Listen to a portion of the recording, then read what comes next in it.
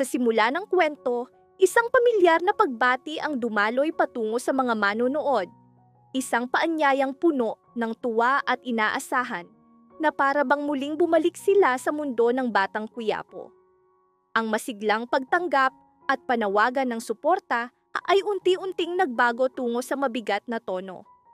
Ramdam na tila may nakatagong panganib na nakabitin sa bawat tauhan.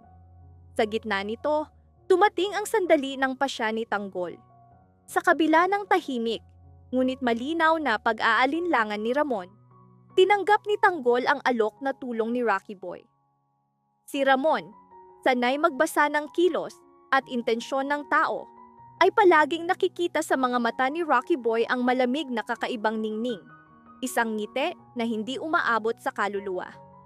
Ngunit si Tanggol, dala ng pangangailangan at pag-asa, ay pumayag sa kabila ng kanyang mga duda. Samantala, lihim na umikot ang isip ni Rocky Boy sa kanyang plano.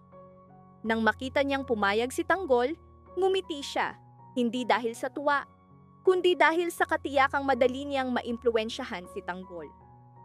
Bawat salita ay kalkulado, bawat hakbang ay may nakatagong layunin. Matagal na niyang pinaplano ang paghihiganti at ngayon unti-unti nang nagsasara ang pinto ng kanyang bitag.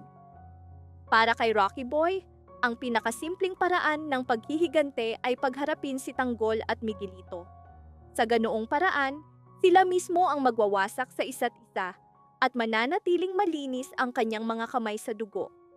Bawat ngiti, bawat galaw ay bahagi ng kanyang lihim na laro, isang larong hindi alam ng mga tauhan na sila'y bahagi na ng kanyang bitag. Nang dumating sina Tanggol at Ramon sa tinatawag na taguan ni Rocky Boy, wala silang naramdaman.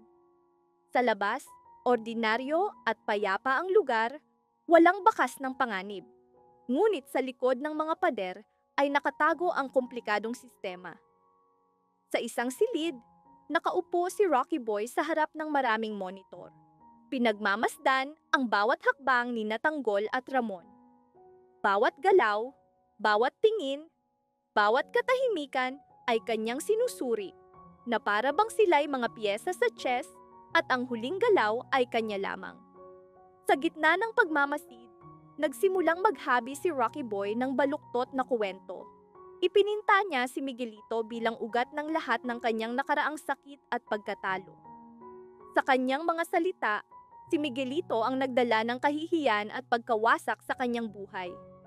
Bawat detalyeng imbento ay nagpakita sa kanya bilang biktima. Isang taong naghihintay lamang ng hustisya. Dinagdag pa niyang may malaking utang siya kay Tanggol, na hindi siya muling nakabangon kung wala si Tanggol. Ang mga salitang iyon ay halo ng papuri at awa, sapat upang lituhin si Tanggol at palalimin ang kanyang galit kay Miguelito. Sa loob ni Tanggol ay nagsimula ang tunggalian, tiwala laban sa pagdududa. Isang bahagi ng kanyang sarili ang gustong maniwala na tapat ang pasasalamat ni Rocky Boy. Ngunit ang isa pang bahagi ay nagtatanong kung sa likod ng maskara ni Rocky Boy ay may mas madilim na layunin. Sa bawat katahimikan, umuukil-kil ang babala ni Ramon. Malinaw sa kanyang mga mata ang takot na hindi niya maipaliwanag. Bagaman hindi niya alam ang buong katotohanan, ramdam niyang may mali. At ang mali ay maaaring humantong sa pagdanak ng dugo. Sa tensyong iyon, lalo pang kumapit si Rocky Boy sa kanyang lihim na plano. Lalong nahila si Tanggol sa gilid ng tunggalian.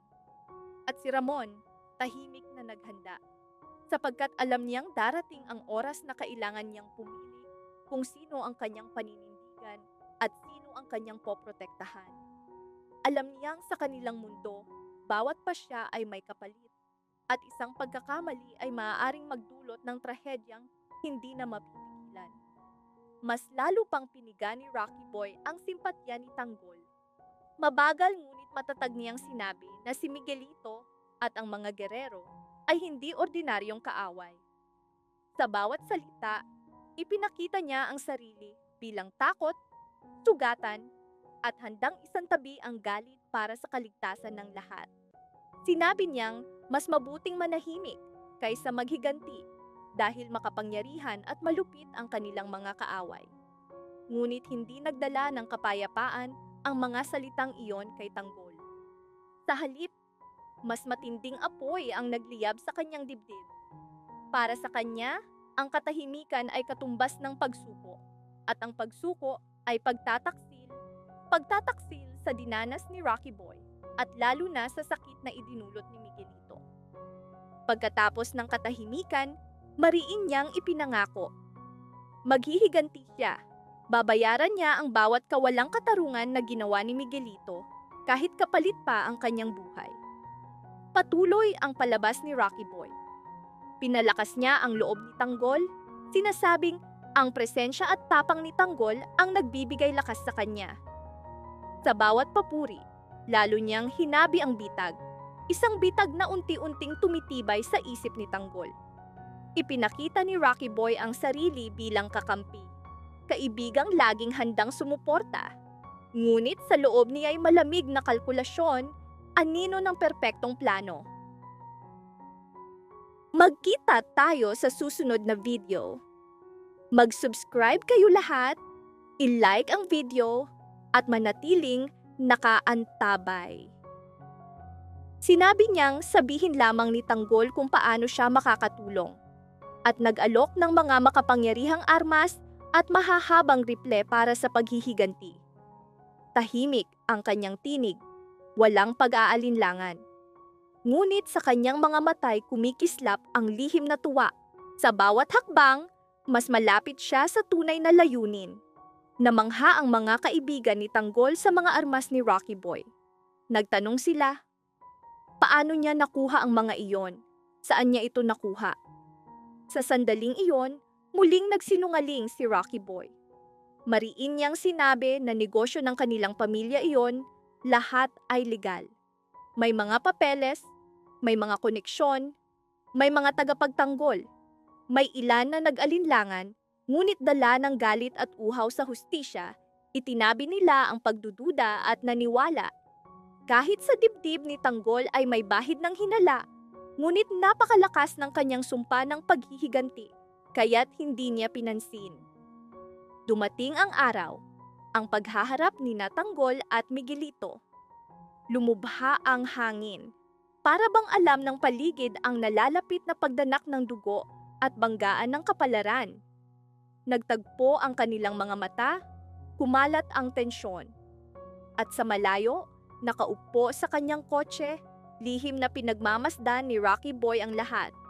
Sumilay ang ngiti sa kanyang labi, ngiting puno ng kasakiman at tuso. Para sa kanya, ito'y laro lamang ng kapalaran. Naghintay siya kung sino ang mabubuhay at sino ang babagsak. Sa isip ni Rocky Boy ay isang malupit na plano. Sino man ang mabuhay, siya ang tatapos. Para sa kanya, walang awa, walang halaga kung sino ang tama o mali. Ngunit hindi ganoon kasimple ang realidad. Kahit gaano siya kahanda, alam niyang kapag nakaligtas si Tanggol, guguho ang kanyang estratehiya. Sapagkat ang tapang, talino, at likas na lakas ni Tanggol ay mga bagay na kinatatakutan ni Rocky Boy. Isang takot na matagal na niyang itinago. Bago ang madugong sagupaan, unti-unting nabunot ang maskara ni Rocky Boy. Napansin ni Eneng ang lihim na pagmamatyag ni Divina at Brandon. Ang kanilang mga matay puno ng pag-iingat, ang kanilang kilos ay may mga hindi tugma sa mga salita ni Rocky Boy. Unti-unting nagsama-sama ang mga piraso ng katotohanan. Ang matagal ng kasinungalingan ni Rocky Boy ay nabubunyag at kasabay nito'y lumalaki ang panganib na siya mismo ang malulunod sa sariling bitag na kanyang itinayo. Rocky Boy, abala sa kanyang masalimuot at madugong plano, ay kumbinsidong hawak niya ang bawat galaw ni Tanggol at Ramon. Sa kanyang isip, tiyak na maitutulak niya sila sa bitag na matagal niyang inihanda. Ngunit hindi niya inasahan ang matalas na pakiramdam ni Eneng. Nang tuluyang matiyak ni Eneng ang hindi pagtutugma ng mga salita at kilos ni Rocky Boy, bumigat ang kanyang dibdib. Ramdam niyang may mali, may nakatagong panganib na anumang oras ay pwedeng sumabog. Agad tinanggap ni Tanggol ang babala ni Eneng. Dahil sa lihim na hinala, binago nila ang plano. Hindi na sila bumalik sa taguan ni Rocky Boy. Ang desisyong iyon ang kalaunay nagligtas sa kanilang buhay. Lalong tumibay ang pagdududa ni Ramon. Hindi kailanman mapagkakatiwalaan si Rocky Boy. Mula pa sa unang pagkikita, ramdam na niya ang malamig na titig at pilit na ngiti. Maskara lamang ng mas malalim na panlilinlang. Sa gitna ng labanan, umalingaw-ngaw ang putukan, sigawan at kaguluhan ang pumuno sa paligid. Napansin ni Ramon ang kakaibang kilos ng mga tao sa paligid. Di nagtagal, napatunayan ang kanyang hinala. Nagpadala ng backup si Miguelito. Agad nagpasya sina Tanggol at Ramon na umatras. Hindi dahil sa takot, kundi sa kalkuladong paghatol. Alam nilang kung magpapatuloy sila, malilibutan sila at tuluyang mawawasak. Sa kaguluhan, muntik nang tapusin ni Tanggol si Rocky Boy. Nanginginig ang kanyang kamay sa baril, ang mga matay puno ng galit at pagtataksil, ang dating kakampi ay kaaway pala.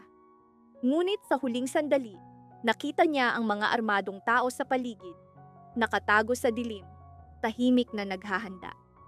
Lahat ng palatandaan ay nagsasabing mas malaki at mas nakakatakot ang plano. Naunawaan ni Tanggol na kung ipipilit ang laban, tiyak na sila'y matatalo.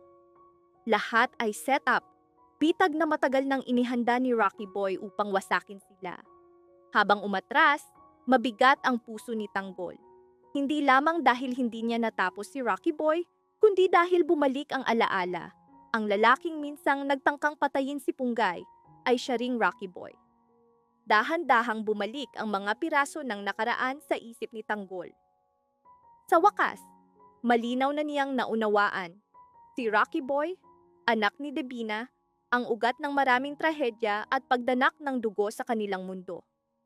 Tahimik, ngunit mariin niyang ipinangako, babalikan niya si Rocky Boy, hindi agad-agad, kundi bilang isang mandirigmang tatapos sa laban sa tamang oras. Samantala, nabalot ng matinding galit si Rocky Boy. Gumuho ang kanyang perpektong plano. Nawasak ang kanyang kumpiyansa, paulit-ulit na bumabalik sa isip ang bawat detalye ng kabiguan. Sinuntok niya ang mga pader, ramdam ang pait ng pagkatalo at matinding puot kay Tanggol at Ramon. Hindi niya matanggap na nakatakas sila at higit na masakit, nabunyag ang kanyang tunay na pagkakakilanlan. Sa kanyang dibdib ay umusbong ang mas madilim na plano, paghihiganting mas malupit at mas mapanganib kaysa dati. Ngayon, ang tanong, paano maghihigante si Tanggol? Hindi lamang laban kay Rocky Boy, kundi pati kay Maragon at sa mga gerero na patuloy na nagbabanta sa kanilang mundo. Bawat hakbang, bawat pasya, bawat katahimikan ay may dalang panganib. Sa gitna ng karahasan at pagtataksil, lalong tumindi ang tensyon sa mga tauhan. Bawat isa'y napilitang harapin ang sariling takot, galit at tiwala. Lihim na tinipon ni Tanggol sina Ramon at ang kanilang mga kasama sa lumang taguan na matagal nang naging sentro ng mahahalagang usapan. Mabigat ang katahimikan sa paligid, para bang may pasaning nakadagan sa bawat dibdib. Walang nagsalita, walang gumalaw. Tanging mabagal na paghinga ang maririnig. Lahat ng matay nakatuon kay Ramon. Alam ng lahat na ang kanyang susunod na salita ang magpapasya, ito ba ang huling kabanata ng kanilang laban? O simula ng bagong yugto na matagal nilang iniiwasan ngunit hindi na maiiwasan. Nakasalampak si Ramon. Nakahanda. Mahigpit ang pagkakakuyom ng kanyang mga kamay. Ang mga matay pagod ngunit nagliliyab sa determinasyon. Bumalik sa kanyang isip ang alaala ng mga kasamang nawala, mga pamilyang nawasak, at ang sumpang ipaghigante ang mga kawalang katarungan ng gerero. Sa wakas, nang basagin niya ang katahimikan, mababa ngunit matapang ang kanyang tinig. Ipinahayag niyang dumating na ang oras. Oras upang singilin ng gerero sa bawat utang ng dugo, luha at takot. Mariin niyang sinabi, wala nang pagkakataon para umatras. Sa bawat salita, lalong tumibay ang loob ng lahat. Ipinahayag niyang handa na silang tapusin ang laban, kahit kapalit pa ang kanilang buhay. Para sa kanya, mas mabigat ang pasaning mabuhay ngunit dinudurog ng konsensya na hinayaan niyang magpatuloy ang kawalang katarungan. Tahimik na tumango si Tanggol. Lalong bumigat ang responsibilidad sa kanyang puso bilang pinuno, bilang lalaking matagal nang inuusig ng sariling konsensya. Alam niyang sa sandaling ito, hindi lamang lakas ang kailangan, kundi matibay na paniniwala at malinaw na layunin. Samantala, habang naghahanda ang grupo sa susunod na hakbang, palihim na lumapit si Punggay. Nakipagkita siya sa dating kaibigang pulis. Ang kanilang pag-uusap ay puno ng takot at pag-aalinlangan. Sa isang sulok, halos pabulong, inamin ni Punggay, handa siyang tulungan si Tanggol upang tuluyang wasakin ang gerero. Hindi madali ang pasyang iyon para sa kanya. Alam niyang maaari niyang mawala ang proteksyon, trabaho, at maging ang kanyang buhay. Ngunit sa huli, nanaig ang kanyang konsensya at ang galit na matagal na niyang kinikimkim laban sa pang-aapi at kawalang katarungan ng gerero. Hindi niya alam, naroon si Hector, tahimik na nakikinig sa bawat salita ng kanilang usapan. Nang harapin siya ni Hector, kumislap ang hinala at masusing pagsusuri sa kanyang mga mata. Mabigat ang tinig ni Hector nang ulitin ang mga salita ni Punggay, na para bang sinusubok kung hanggang saan siya handang sumugal. Sa kanilang katahimikan, lalo pang tumindi ang tensyon, sumulpot ang anino ng posibleng pagtataksil at nanatiling nakabitin ng tanong, sino ang tunay na kakampi at sino ang nakatagong kaaway sa likod ng mga pangakong tila makatarungan. Samantala, sa ibang bahagi ng lungsod, mabilis na kumalat ang live video ni Brando. Sa video, hayagan niyang ibinunyag ang mga kasalanan ng gerero. Isa-isa niyang inilantad ang ebidensya ng korupsyon, karahasan, at panlilinlang na matagal nang nakabaon sa takot at salapi. Bawat segundo ng video ay tila apoy, lalo pang nagpapaliyab sa galit ng bayan. Sa loob ng ilang oras, sumiklab ang diskusyon sa social media at unti-unting nagising ang mga matagal nang nanahimik. Agad ipinaalam ni Roda kay Tinding na hindi na mapipigil ang emosyon ng tao. Ramdam niya ang takot, ngunit may halong pag-asa. Dumating na sa wakas ang pagkakataong baguhin ang takbo ng laban. Nang silipin ni Tinding ang mga komento, nakita niya hindi lamang galit, kundi matinding pananabik sa hustisya. Mabilis na nabuo sa kanyang isip ang plano. Kung paano gagamitin ang galit na ito upang palakasin ang tinig ng katotohanan at tuluyang ibunyag ang tunay na mukha ng gerero. Para kay Tinding, ito na ang sandaling matagal niyang hinintay. Naniniwala siyang hindi dapat maliitin ang kapangyarihan ng bayan, sapagkat ang nagkakaisang tinig ay kayang bumasag sa tanikala ng kawalang katarungan. Nagngit-ngit si Don Gustavo habang pinapanood ang video ni Brando. Nanginginig ang kanyang mga kamay sa galit. Paulit-ulit bumabalik sa kanyang isip ang mga salita ni Don Gustavo at ang matagal ng kinimkim na hinanakit ay tuluyang nagpasiklab sa galit ni Miguelito. Ang matagal na niyang pinipigilang puot ay kumalat na parang apoy, naging isang mabangis, marahas at hindi mapigilang sigaw. Bawat pangungusap ay nagbunyag ng kanyang pagmamataas at desperadong pagtatangkang ipakita ang sarili. Isang lalaking sanay mamuno. Ngunit sa bawat tugon, lalo pang bumigat ang bigat ng kanyang mga kasalanang matagal na niyang iniiwasan. Sa gitna ng kaguluhan, nagliliyab ang mga mata ni Miguelito sa galit. Nanginginig ang kanyang mga kamay, para bang handa ng manakit. Ramdam niyang ang buong mundo ay laban sa kanya. Hindi pa natatapos ang kanilang mainit na pagtatalo nang biglang bumasag sa hangin ang nakakatakot na sigaw. Si Erica ay nakatayo sa kanilang harapan, duguan at namumutla, isang pangyayaring agad na nagbago sa takbo ng kanilang laban. Si Erica ay sumisigaw sa sakit at takot. Ang kanyang mukha ay puno ng matinding pangamba. Mahigpit niyang hinahawakan ang kanyang tiyan, iniisip ang batang nasa kanyang sinapupunan, isang buhay na maaaring mawala sa isang iglap. Ang kanyang mga mata ay puno ng pagsusumamo, hindi para sa sarili, kundi para sa inosenteng kaluluwa. Kahit ang pinakamatitigas na puso ay natigilan sa tanawing iyon. Agad kumilos si Jackie. Matigas ang kanyang mukha, puno ng awtoridad. Walang pag-aalinlangan niyang inutusan ang kanyang mga tauhan na dalhin si Erica sa ospital.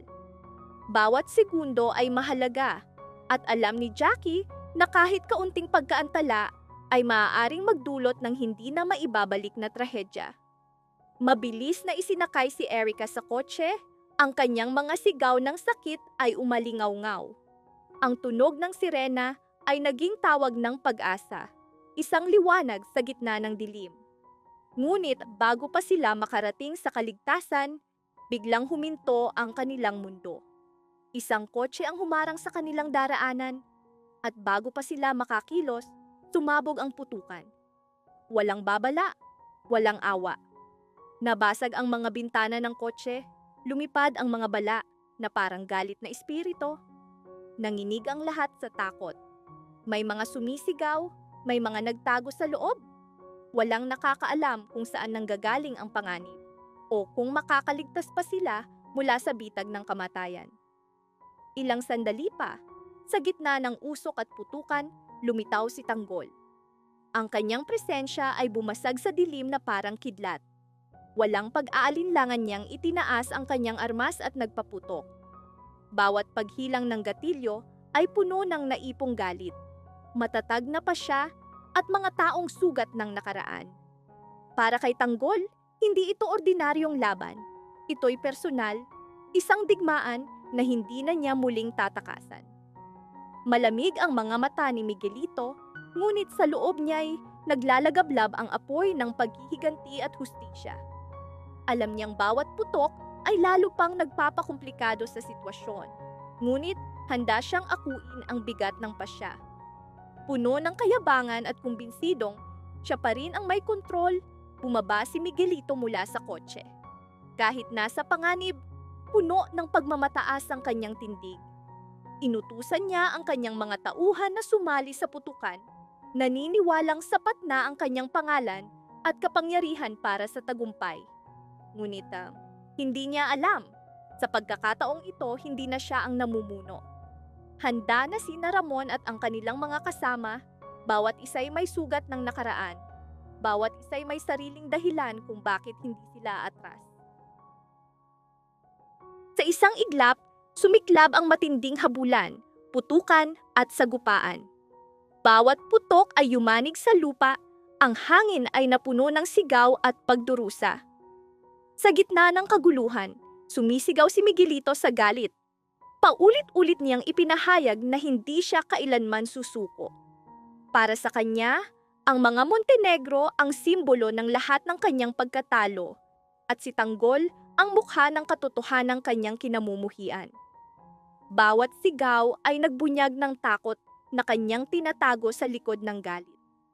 Sa wakas, sa gitna ng kaguluhan, nagharap sina Tanggol at Miguelito, dalawang lalaking matagal nang itinakda ng kapalaran na magtagpo sa isang laban na wala nang balikan. Sa gitna ng walang humpay na putukan, nagtagpo ang kanilang mga mata. Para bang tumigil ang buong mundo upang bigyang daan ang sandaling iyon. Sa isip ni Tanggol ay sumulpot ang mga alaala ng mga buhay na nawasak, mga pamilyang nagkalasog-lasog, mga pangarap na naglaho, at mga taong hindi na muling babalik. Mariin niyang ipinasiya na wala nang dapat pang madagdag na buhay na mawawala. Mabigat ang kanyang dibdib sa responsibilidad, malinaw ang kanyang isip sa pasya. Tatapusin niya ang siklo ng karahasan ngayon. Samantala, sa gitna ng kaguluhan, inuna ni Ramon ang kaligtasan ni Don Gustavo. Sa gitna ng putukan, hinila niya ang matandang lalaki, pilit na pinoprotektahan. Ngunit hindi maiiwasan ang kapalaran. Sa huli, nagharap ang mag-ama. Ang kanilang mga matay sumabog sa galit, panghihinayang, at mga sugat ng nakaraan. Pareho silang puno ng sugat na hindi na kayang paghilumin ng panahon. Pareho silang handang lumaban, handang ipaghiganti ang kanilang mga mahal sa buhay, kahit kapalit pa ang tuluyang pagkawasak ng ugnayan ng dugo. Sa katahimikan sa pagitan ng mga putok, bawat tauhan ay hinarap ang sariling konsensya. Si Erica ay nakikipaglaban sa loob ng kotse para sa kanyang dinadalang anak. Si Jackie ay matatag na nakatayo, pilit na nagpapanatili ng kaayusan sa gitna ng kaguluhan. Sina Tanggol at Miguelito ay magkaharap, dalawang lalaking hinubog ng galit at pasya. Sina Ramon at Don Gustavo ay nagbanggaan, nakaraan laban sa kasalukuyan, dugo laban sa prinsipyo. At sa bawat sandali, ang tanong ay hindi na kung sino ang magwawagi. Ang tanong ay mayroon pa bang makakaligtas ng hindi sugatan matapos ang nakakatakot na labang ito? Magkita tayo sa susunod na video. Mag-subscribe kayo lahat, i-like ang video, at manatiling nakaantabay.